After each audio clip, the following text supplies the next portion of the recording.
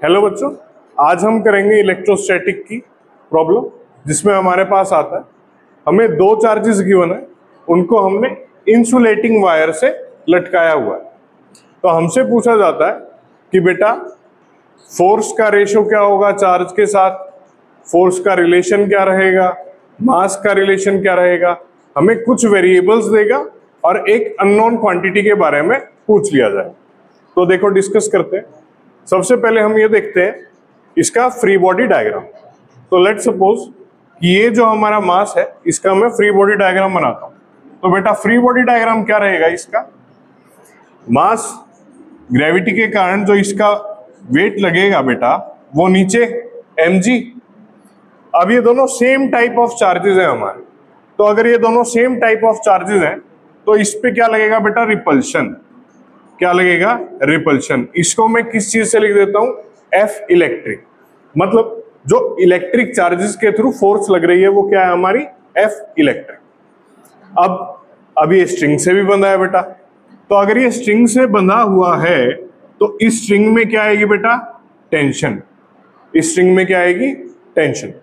तो सबसे पहले हम यही चीज फाइंड आउट करते हैं कि टेंशन, इलेक्ट्रिक फोर्स और वेट में क्या रिलेशन होगा।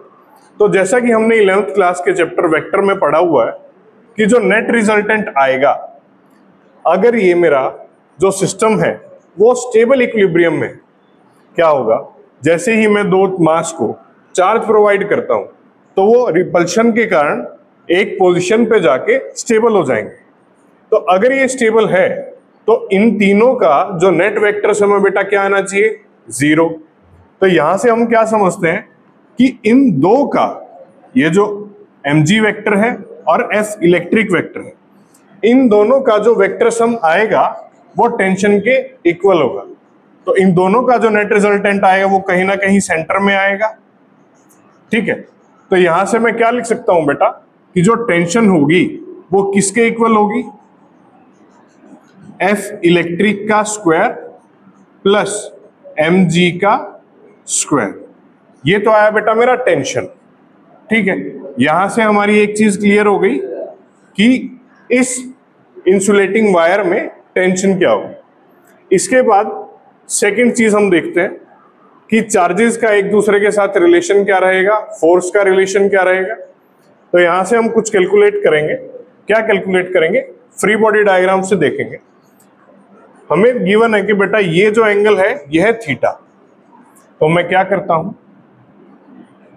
अगर मेरा ये एंगल थीटा है तो ये भी एंगल बेटा क्या होगा, थीटा। तो ये यहां पे जो एंगल बना है ये क्या है बेटा, थीटा। अब अगर ये थीटा है तो t का जो कंपोनेंट आएगा वो क्या होगा यहाँ पे, t cos थीटा, और जो दूसरा कंपोनेंट आएगा वो क्या आएगा, t sin थीटा। यहां से मैं इनको बैलेंस आउट कर सकता हूं।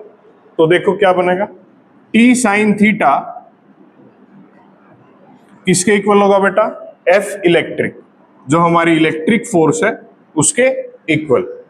इसके बाद जो हमारा t cos थीटा है, t cos थीटा वो किसके इक्वल हो जाएगा, mg के इक्वल हो जाएगा। तो अगर यहां से मैं इन दोनों इक्वेशंस को डिवाइड करता हूं तो मुझे क्या मिलेगा बेटा, मुझे मिलेगा t sin theta divided by t cos theta equals to f e by में mg। अब t तो भैया कट गया, t कट गया तो यहां से मुझे क्या मिला, यहां से मुझे मिला tan theta equals to f e by में mg। तो एक रिलेशन बेटा ये आता है मेरे पास, किस किस का, एंगल का रिलेशन फोर्स, मास और ग्रेविटी के साथ। इसके बाद हमें गिवन है कि ये जो वायर है, इंसुलेटिंग वायर है, इसकी जो लेंथ है वो L है। अब इस चीज को अगर मैं फॉर्मूले में पुट करूं तो कैसे करूंगा, देखो बेटा,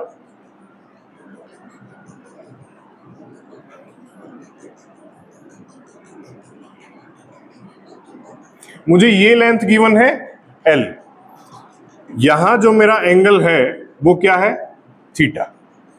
तो अगर मुझे ये डिस्टेंस फाइंड आउट करना है तो मैं क्या यूज करूंगा बेटा, मैं यूज करूंगा साइन थीटा। लेट सपोज कि ये डिस्टेंस है r, ये डिस्टेंस है बेटा r, तो साइन थीटा क्या हो जाएगा, साइन थीटा होता है बेटा परपेंडिकुलर बाय हाइपोटेन्यूज। अब इस केस में जो परपेंडिकुलर होगा वो एंगल के सामने होगा, इसका मतलब r डिवाइडेड बाय l। मुझे वैल्यू किसकी चाहिए, मुझे वैल्यू चाहिए बेटा r की, तो r क्या हो जाएगा l साइन थीटा। बट अगर मैं ध्यान से देखूं तो इस केस में l मुझे कितना मिला, सिर्फ इतना r के इक्वल, तो ये टोटल कितना हो जाएगा बेटा 2r, कितना हो जाएगा 2r। तो इस चीज को जब मैं इक्वेशन में पुट करूंगा तो जो मेरी इक्वेशन आई थी बेटा tan theta equals to F E divided by M G, F E divided by M G. तो यहां से जब मैं सॉल्व करूंगा tan theta equals to force कितनी होगी बेटा मेरी k q1 q2। इस केस में दोनों चार्जेस क्या है बेटा same, divided by r square, and इसके नीचे क्या है mg। अब r की वैल्यू मैंने फाइंड आउट की थी, क्या आई थी बेटा l sine theta, but actual में यहां पे जो पुट किया जाएगा वो क्या किया जाएगा 2r, क्या किया जाएगा बेटा 2r। तो 2r की वैल्यू कितनी हो जाएगी बेटा 2l साइन थीटा, और इसी 2l साइन थीटा को मैं इसमें पुट करूंगा। ये r क्या है मेरा, distance between the two balls. तो देखो ध्यान से क्या आया, tan theta equals to k q square divided by 2l sine theta का होल स्क्वायर, साथ में क्या आएगा बेटा mg। अब ये जो मेरा रिलेशन बना है इसमें मेरे पास सारी चीजें इंक्लूडेड है, क्या क्या, एंगल इंक्लूडेड है, चार्ज इंक्लूडेड है, length of the wire given है, और mass of the ball given है। इसमें आपके 4 डिफरेंट पैरामीटर्स हैं।